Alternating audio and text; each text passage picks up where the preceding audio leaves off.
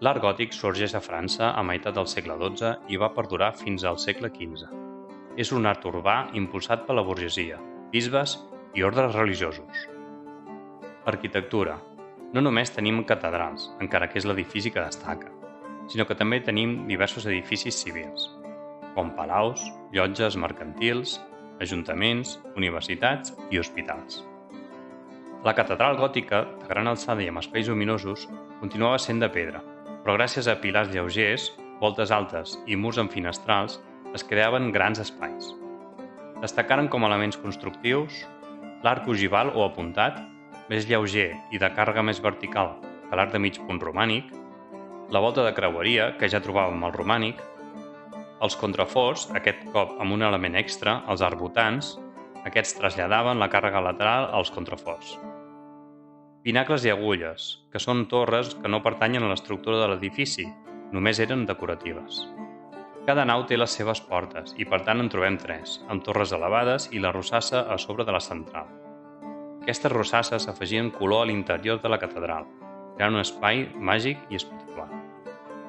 Escultura. Fonamentalment religiosa, però amb la novetat que es va començar a desenvolupar una escultura exempta, és a dir, que es pot observar per tots els angles, no només per davant. Continuava sent de fusta o pedra policromada i amb la mateixa temàtica, Crist i la Verge Maria amb el nen infant. Aparegué l'escultura en sepulcres de pedra i també els retaules de fusta amb relleus.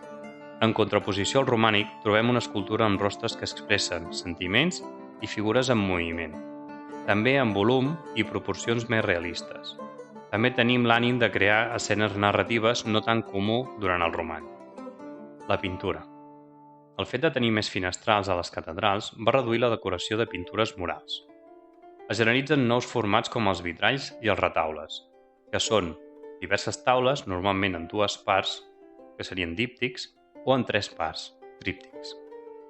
Altres tècniques com la pintura al tremp, on els pigments es barregen amb rovell d'ou, o pintura a l'oli, que es barregen els pigments amb oli. Aquestes dues tècniques permeten obres més naturalistes i expressives destacant l'escola flamenca, de Flandes, on destaca Jan van Eyck, i la italiana, on destaca Giotto.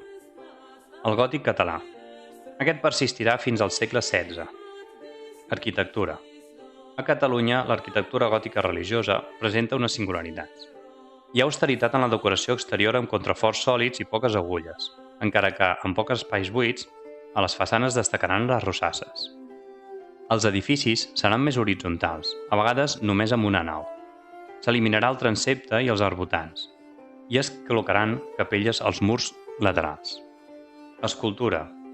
Més deslligada de l'arquitectura gràcies als retaules religiosos i als monuments funeraris.